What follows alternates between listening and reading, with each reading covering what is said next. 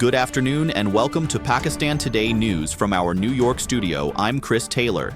We begin with developments on Pakistan's political front. Pakistan Tehreek-e-Insaf leaders are reportedly willing to engage in talks with the government, but party founder Imran Khan, currently jailed, is not in favor of negotiations. This was stated by the Prime Minister's advisor on political affairs, Rana Sanaullah.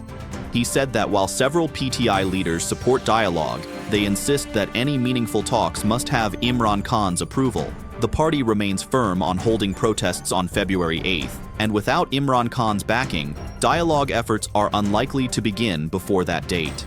Meanwhile, PTI Vice Chairman Shah Mahmood Qureshi has urged Afghanistan not to allow its territory to be used against Pakistan. Speaking informally to journalists inside a courtroom after appearing before a special anti-terrorism court, Qureshi said Islamabad has provided substantial support to Afghanistan and expects cooperation on security matters in return. He emphasized that stability in Afghanistan depends on strong bilateral relations and stressed that dialogue rather than conflict is essential for progress. Qureshi also revealed that authority for negotiations has been delegated to Mahmood Khan Achakzai, adding that reconciliation must follow resistance as part of a broader political solution. Turning now to interprovincial tensions, Sindh Governor Kamran Tasori has strongly criticized Khyber Pakhtunkhwa Chief Minister Sohail Afridi for allegedly encouraging vandalism and road blockades during his recent visit to Karachi. Tasori said the unrest caused losses worth billions of rupees and urged Afridi to focus instead on promoting trade, industry, education, and health. He accused PTI leadership of stirring unrest and warned that repeating May 9th-style protests would further harm the nation. The governor also emphasized economic growth, national unity, and defended the armed forces' role in maintaining stability. We now go to Lahore, where key legal developments have taken place. Our correspondent Drake Rowland is following the story. The Lahore Anti-Terrorism Court has extended interim bail for Imran Khan's sisters, Alima Khan and Uzma Khan, along with former PTI leader Fawad Chaudhry and Senator Azam Swati. The extension runs until February 13th in cases linked to the May 9 incidents. The court granted exemption from personal appearance to Alima and Uzma Khan, while Azam Swati and Fawad Chaudhry were also given temporary relief.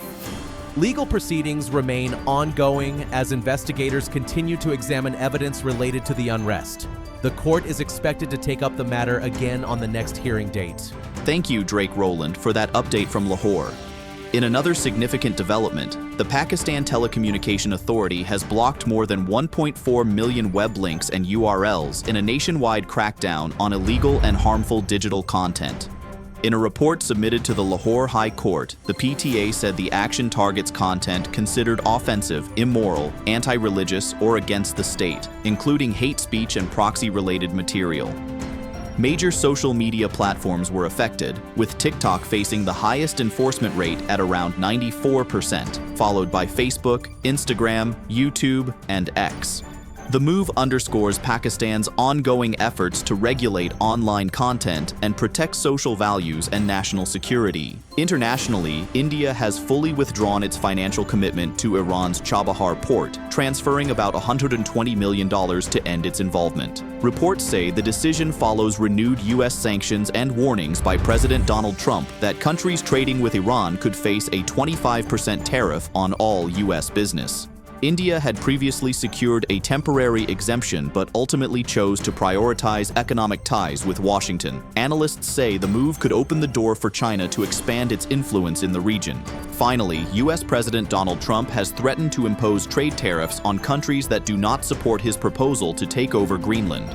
Calling the Arctic territory vital for U.S. national security, Trump accused Denmark of failing to do enough to protect it. The proposal has drawn strong criticism from European allies, though Denmark and Greenland have agreed to continue talks through a working group. A bipartisan U.S. congressional delegation has meanwhile visited Copenhagen to express support for Denmark and Greenland and to oppose the tariff threats, which have raised fresh tensions between Washington and Europe. That's all for now. You're watching Pakistan Today News. I'm Chris Taylor.